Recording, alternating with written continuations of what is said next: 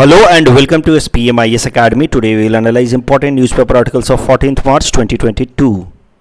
Please note you can download the PDF version of today's newspaper analysis by clicking the link given in the comment section. You can also join our WhatsApp group through the link given in the description section for more study materials. This is the list of the topics that we will be covering from today's newspaper. The first article is about most favored nation status, and this topic is important from our syllabus GS paper 2 international relations perspective. So most favored nation status को समझने से पहले let us briefly understand about WTO. As you all must be knowing कि WTO एक international organisation है जिसका main काम है कि इंटरनेशनल ट्रेड से रिलेटेड नॉर्म्स और रूल्स को इस्टेब्लिश करे, और एक बार जब वो नॉर्म्स या रूल्स इंटरनेशनल ट्रेड को लेकर के इस्टेब्लिश हो जाते हैं तो अगर कोई भी WTO का मेंबर उस नॉर्म को वायलेट करता है तो कोई दूसरा मेंबर उस वायलेटिंग कंट्री के अगेंस्ट एक केस लेकर के आ सकता है at WTO dispute settlement body. तो यही दो मेन काम है WTO के. पहले तो सारे मेंबर्स मिल करके ट्रेड को लेकर के नॉर्म्स या रूल्स बनाते हैं, और फिर अगर कोई भी कंट्री इस नॉर्म्स को ब्रेक करता है तो उसके खिलाफ केस लाया जा सकता है और उस कंट्री को उस नॉर्म्स को फॉलो करने के लिए कहा जा सकता है. So these are the two main issues. अभी आप देखिए WTO के अंदर there are about 164 members. That means 98% countries of the world are part of WTO. India is member of WTO since 1995, यानी कि the year of the establishment of WTO. तो India can be considered as a founding member. Headquarter of WTO is in Geneva.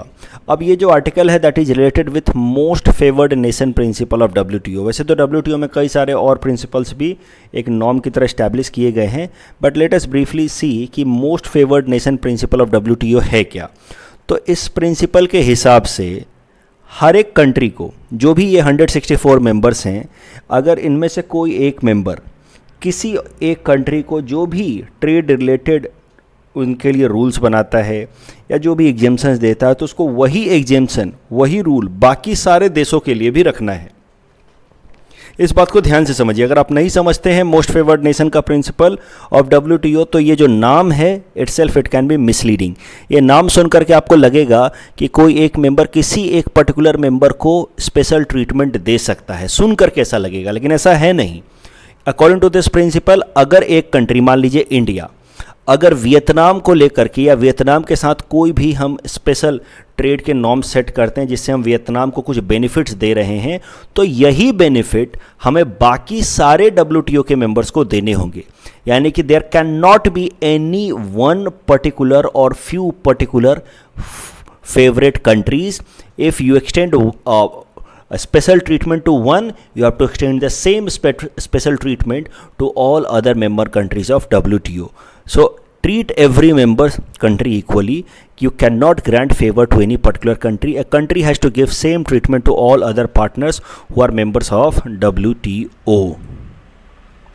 अभी current मुद्दा क्या है most favoured nation से related, कि US, European Union, Britain, Canada and Japan are planning to revoke Russia's status of most favoured nation at WTO. और कारण सरल है, इन्वेजन ऑफ यूक्रेन. तो जिस तरह से रसिया ने यूक्रेन पर अटैक किया है, उसके बाद से ये तमाम देश रसिया से मोस्ट फेवर्ड नेशन स्टेटस का टैग छीनने की प्लानिंग कर रहे हैं. अभी MFN का स्टेटस, यानी कि मोस्ट फेवर्ड नेशन का स्टेटस छीनने के लिए क्या प्रोसीजर है, इसके बारे में कुछ डिटेल में बताया नहीं गया है WTO में. There is no formal procedure of suspending MFN treatment, and it is also not clear कि किसी भी देश का कैसे मोस्ट फेवर्ड नेशन का टैग लिया जा सकता है, और क्या कंट्रीज़ को WTO को इन्फॉर्म करना जरूरी है before withdrawing MFN status. That is also not clear. अगर इंडिया की बात की जाए तो इंडिया ने मोस्ट फेवर्ड नेशन का टैग पाकिस्तान से विड्रॉ कर लिया था इन 2019 आफ्टर पुलवामा अटैक ऑन 14 फरवरी. वही पाकिस्तान की अगर बात की जाए तो पाकिस्तान ने कभी भी इंडिया को मोस्ट फेवर्ड नेशन स्टेटस का टैग दिया ही नहीं था. अगर इस केस में बात की जाए कि रसिया के ऊपर कैसे इम्पैक्ट हो सकता है, अगर इन देशों ने, US ने, यूरोपियन यूनियन, ब्रिटेन और कनाडा ने अगर मोस्ट फेवर्ड नेशन का टैग विड्रॉ कर लिया रसिया से, तो इससे होगा क्या कि रसिया से आने वाले जितने भी इंपोर्ट्स हैं इन देशों में, उन पे वो लोग इंपोर्ट ड्यूटी बढ़ा सकते हैं. हो सकता है पूरी तरह से बैन कर दें, ये भी हो सकता है. रसियन जो प्रोडक्ट्स हैं उनकी इंटेलेक्चुअल प्रॉपर्टी को पूरी तरह से ख़त्म कर दिया जाए, कैंसिल कर दिया जाए, ऐसा भी हो सकता है। तो जो भी रसियन डिवाइसेस हैं, जो भी रसियन टेक्नोलॉजीज़ हैं या मेडिकल इक्विपमेंट्स हैं, जैसे स्पुतनिक वैक्सीन है, ये तमाम जो इंटेलेक्चुअल प्रॉपर्टी है, इन तमाम टेक्नोलॉजी को प्रोटेक्ट करने के लिए पेटेंट राइट्स दिए जाते हैं, which is a kind of intellectual property. हो सकता है कि ये तमाम इंटेलेक्चुअल प्रॉपर्टीज़ का प्रोटेक्शन कैंसिल हो जाए इन सारे देशों में, and that could have massive economic negative impact on Russia. तो ये देखना होगा कि एग्जैक्टली कैसे ये मोस्ट फेवर्ड नेशन का स्टेटस विड्रॉ करने के बाद इम्पैक्ट पड़ता है रसिया के ऊपर। The next article is about national land monetisation corporation, and this topic is important from our syllabus GS paper 3 economics perspective, especially from the subtopic resource mobilization. So देखिए, national land monetization, इसकी बात की थी हमारे finance minister जी ने in last years budget itself, budget of 2021-22, जहाँ पे उन्होंने कहा था कि लगभग 6 लाख करोड़ का मोनेटाइजेशन स्कीम भारत सरकार लेकर के आने वाली है। मोनेटाइजेशन का सरल सा मतलब समझिए। मोनेटाइजेशन सिंपली मीन्स कि अगर भारत सरकार की कोई प्रॉपर्टी है, जैसे कि कोई ज़मीन पड़ी हुई है, तो उसको किसी और को रेंट पे दे दिया 5 साल के लिए, 10 साल के लिए, इसको कहा जाता है मोनेटाइजेशन। तो भारत सरकार की इस तरह के कई सारे एसेट्स हैं जिसको भारत सरकार ने प्लान किया था पिछले साल के बजट में, इस साल के नहीं, पिछले साल के बजट में फाइनेंस मिनिस्टर जी ने अनाउंस किया था कि हम लोग मोनेटाइज करने वाले हैं, और मोनेटाइज करके भारत सरकार के कई सारे एसेट से हम लोग लगभग 6 लाख करोड़ तक का फंड रेज करने वाले हैं। इसमें अलग अलग सेक्टर से अलग अलग टारगेट रखे गए थे। For example roads, railways, power transmission, power generation, सबके लिए अलग अलग टारगेट्स थे। तो यही बात मैंने बताई, एक बार फिर भी पढ़ लेते हैं। What is asset monetisation? It is a process of conversion of assets into economic value. जैसे आपकी कोई बिल्डिंग है, खाली पड़ी है, आप उसको रेंट पे लगा देते हैं, तो उसको आप कह सकते हैं कि आपने अपने एसेट को मोनेटाइज कर दिया है। पूरी तरह से बेचा नहीं, क्योंकि बेचने को फिर लिक्विडेट करना कहते हैं। आपने अपनी बिल्डिंग को बेच दी 2 करोड़ में, तो that would be known as liquidation. लेकिन भाड़े पे लगा दिया कुछ दिनों के लिए, जिससे आपको पैसा मिल रहा है, तो आप उसको मोनेटाइजेशन कहते हैं। And by unlocking the value of underutilized or unutilized public assets, the asset monetization creates new sources of revenue for public sector undertakings owning them. तो इससे भारत सरकार के लिए या जो भी PSU हैं, जैसे कि ONGC, IOCL की कोई ज़मीन पड़ी है, तो उन सब के लिए, भारत सरकार के लिए जिसकी भी एसेट है जो अनयूटिलाइज्ड है या अंडर यूटिलाइज्ड है, उसका मोनेटाइजेशन से इन इंस्टीट्यूशंस के लिए, भारत सरकार के लिए रिसोर्स जनरेट करने का नया जरिया क्रिएट होता है। और ख़ासकर पैंडेमिक के बाद से जब हमारा फिस्कल डेफिसिट काफ़ी ज़्यादा वाइडन हो गया है, it went up to 9.5% last year, तो उस केस में asset monetisation could be a good approach in order to increase overall revenue of the government. और जैसा कि मैंने आपको बताया कि आने वाले 5 सालों में टारगेट रखा गया है 6 लाख करोड़ का, जिसमें से पिछले साल ही टारगेट रखा गया था कि लगभग 2.5 लाख करोड़ का एसेट मोनेटाइजेशन किया जाएगा। करंट न्यूज़ क्या है एसेट मोनेटाइजेशन से रिलेटेड, वो देखते हैं। भारत सरकार ने अनाउंस किया है कि अब there will be a national land monetisation corporation, जो ये पूरा ये मोनेटाइजेशन का अप्रोच देखेगी, मोनेटाइजेशन के सारे एक्टिविटीज़ को रेगुलेट करेगी। और मोनेटाइजेशन के लिए टारगेट्स क्या रखे गए हैं वो भी ज़रा देखिए। 4 साल में 6 लाख करोड़, माफ़ कीजिएगा पहले मैंने 5 साल में 6 लाख करोड़ कहा था। इट्स इज एक्चुअली 4 साल में 6 लाख करोड़ का टारगेट है मोनेटाइज करके फंड रेज करने का फ्रॉम नेशनल मोनेटाइजेशन पाइपलाइन। तो इसको नेशनल मोनेटाइजेशन स्कीम या नेशनल मोनेटाइजेशन पाइपलाइन भी कह रहे हैं, जिसमें अलग अलग सेक्टर के लिए अलग अलग टारगेट्स हैं। अब ये सारे टारगेट्स तो आप रट नहीं सकते, एनुअल टारगेट अलग अलग साल के लिए अलग अलग हैं, वो भी रटना ज़रूरी नहीं है। बट इतना याद रख सकते हैं कि ये जो मोनेटाइजेशन का टारगेट है, इसमें सबसे ज़्यादा फंड रेज किया जाएगा from roadways and then railways. तो रोड्स को मोनेटाइज करने का सिंपल सा तरीका है, आप वहाँ पे टोल टैक्स लगाना शुरू कर दीजिए। तो this way roads will be monetised and 25% of the resources under overall national monetization pipeline targets, 27% of the resources will come from roads and 25% from railways. So these are the two major contributors in national monetization pipeline.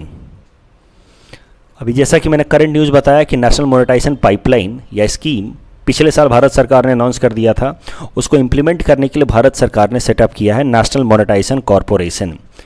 And government will set up it, and national land monetization corporation will monetize the surplus land of central public sector enterprises and government agencies. तो देखिए, जो भी ये जो नई agency set की गई है इसका नाम है नेशनल लैंड मोनेटाइजेशन कॉरपोरेशन. इसका मुख्य काम ये होगा कि जो भी भारत सरकार या भारत सरकार की कंपनियां, जिनको हम लोग सेंट्रल पब्लिक सेक्टर एंटरप्राइजेस कहते हैं, इनकी जो भी खाली ज़मीन पड़ी है जिसका कोई खास यूटिलाइजेशन नहीं हो रहा है, जैसे रेलवे की बहुत सारी ज़मीन खाली पड़ी रहती हैं रेलवे ट्रैक के दोनों साइड में, उन सबको मोनेटाइज करेंगे. और ये मोनेटाइजेशन का काम देखेंगे national land monetisation corporation. It will work under Finance Ministry, and the board of directors of National Land Monetization Corporation will comprise senior government officers and experts, and chairman will be appointed through merit based selection process. तो एक बार ज़रा फिर से briefly revise कर लेते हैं functions of national land monetisation corporation. It will own, manage, monetise surplus land of central public sector enterprises, help in strategic disinvestment of central public sector enterprises, and advise central public sector enterprises in identifying their surplus land. तो ये 3 काम करेगा. इस topic के basis पे ये prelims practice question हमने आपको दे रखा है. Please attempt this question and you can submit the answer in the comment section. The next article is about flex fuel automobiles, and this topic is important from our syllabus GS paper 3 science and technology perspective. क्या होते हैं flex fuel automobiles या vehicles, वो देखते हैं. तो flex fuel automobile या vehicles वो व्हीकल्स होते हैं जो अलग अलग तरीके के फ्यूल पे रन कर सकें. तो इसकी इंजन ऐसी होगी जो अलग अलग तरह के फ्यूल पे, अलग अलग कंपोजिशन के फ्यूल पे रन कर सके. एक बात आपको ध्यान से समझनी है, इस पर यूपीएससी पीटी में सवाल पूछ चुका है, मुझे लगता है एपीएससी में फिर से आ सकता है. देखिए, फ्लेक्स फ्यूल और बाई फ्यूल सिस्टम में क्या अंतर होता है. बाई फ्यूल सिस्टम आपने देख रखा होगा कई गाड़ियों में कैसा होता है कि पीछे सीएनजी का सिलेंडर भी लगा रहता है, वो पेट्रोल से भी चलते हैं. तो इनको हम लोग कहते हैं by fuel system. By fuel मतलब 2 अलग अलग फ्यूल से चलने वाली गाड़ी, लेकिन बाई फ्यूल में जो दोनों का टैंक होता है, फ्यूल टैंक, वो अलग अलग होता है. जैसे यहाँ पे सीएनजी का फ्यूल टैंक है और यहाँ पे फिर पेट्रोल का फ्यूल टैंक है. ये पेट्रोल का टैंक है और ये सीएनजी का टैंक है. तो बाई फ्यूल सिस्टम्स वो होते हैं जिसमें वो ऐसी गाड़ियाँ, बाई फ्यूल ऑटोमोबाइल्स या व्हीकल्स वो होते हैं जो 2 अलग अलग फ्यूल से चल सकें, लेकिन उन दोनों ही फ्यूल का टैंक अलग होता है. लेकिन फ्लेक्सी फ्यूल वो होता है जिसका सिंगल टैंक होता है, जिसमें आप अलग अलग कंपोजिशन के फ्यूल डाल सकते हैं. तो फ्लेक्सी फ्यूल का सबसे बड़ा खासियत ये होगा फ्लेक्सी फ्यूल ऑटोमोबाइल का कि आप उसमें पूरा पेट्रोल डाल दीजिए या फिर एथेनॉल ब्लेंडेड पेट्रोल डाल दीजिए और वो उसी एफिशिएंसी से काम करेगा. सो आने वाले टाइम में आपको पता है कि भारत सरकार ने टारगेट रखा है अंडर एथेनॉल ब्लेंडिंग पॉलिसी के लिए, बायोफ्यूल पॉलिसी में हमने टारगेट रखा है फॉर एथेनॉल ब्लेंडिंग कि there will be 20% of ethanol blending in petrol by 2025. तो आने वाले टाइम में हम लोग पेट्रोल में कम से कम 20% एथेनॉल ब्लेंड करके बेचेंगे. फ़ायदा ये होगा अगर हम लोग फ्लेक्सी फ्यूल व्हीकल्स बनाएंगे, when we create more and more flexi fuel vehicles, तो होगा क्या कि हमें कहीं पेट्रोल मिला तो पेट्रोल भी डाल देंगे, अगर कहीं ब्लेंडेड पेट्रोल मिला, एथेनॉल ब्लेंडेड पेट्रोल मिला तो वो भी डाल देंगे और दोनों पे ही ये व्हीकल चलेगा. So this is the benefit of making flexi fuel automobiles. Current news ये है कि हमारे यूनियन मिनिस्टर नितिन गडकरी साहब ने कहा है कि आने वाले 6 महीने के अंदर हमारे देश की सारी ऑटोमोबाइल कंपनियां फ्लेक्सी फ्यूल ऑटोमोबाइल्स या व्हीकल्स बनाना शुरू कर देंगी. इस टॉपिक के बेसिस पे ये प्रीलिम्स प्रैक्टिस क्वेश्चन हमने आपको दे रखा है. Please attempt this question and you can submit the answer in the comment section. The next article is about International Mathematics Day. This topic is important from prelims exam perspective. So international mathematics day, आज का दिन 14 मार्च international mathematics day की तरह celebrate किया जाता है. क्या खासियत है आज के दिन में वो भी ज़रा समझिए. आज का दिन है 14 मार्च, तो it is written like this 3/14. और आपको पता है कि 3.14 represents pi in mathematics which is very special number in maths.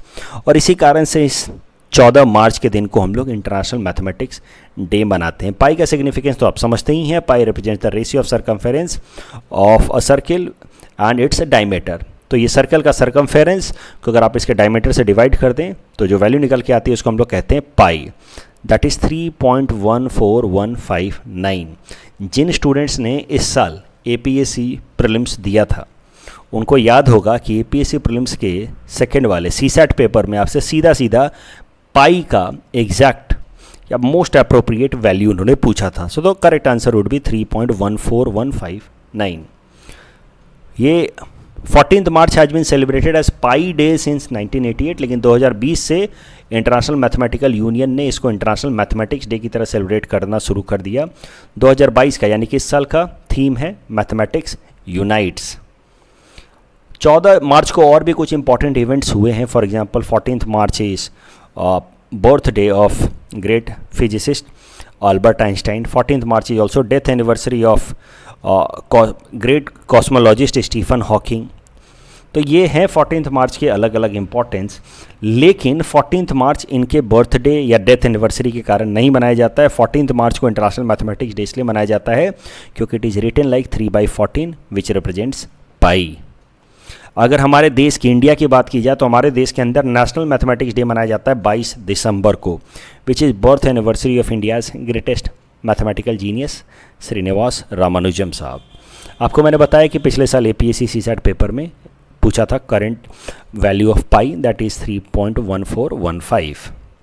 इस टॉपिक के बेसिस पे ये प्रीलिम्स प्रैक्टिस क्वेश्चन हमने आपको दे रखा है। Please attempt this question and you can submit the answer in the comment section. The next article is about museum of the future. This topic is also important from prelims exam perspective.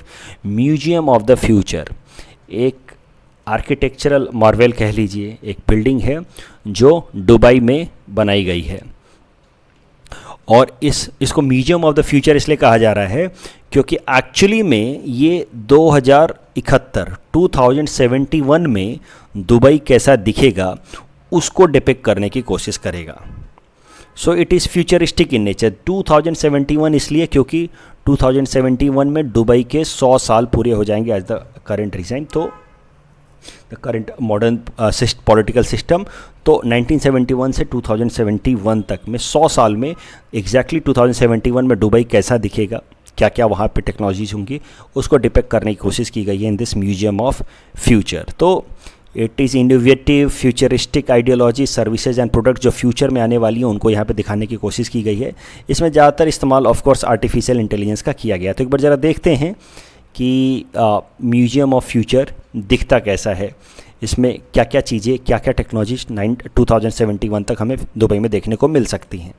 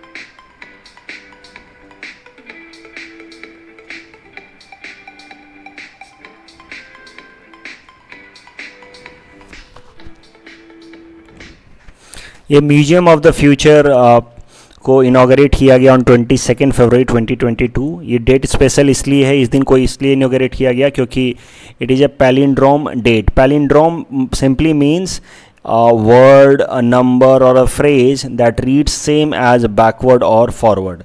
तो 22 फरवरी 2022 आप backward या forward जैसे भी पढ़िए एक ही जैसा दिखता है, इसलिए इट्स अ पैलिंड्रोम डेट।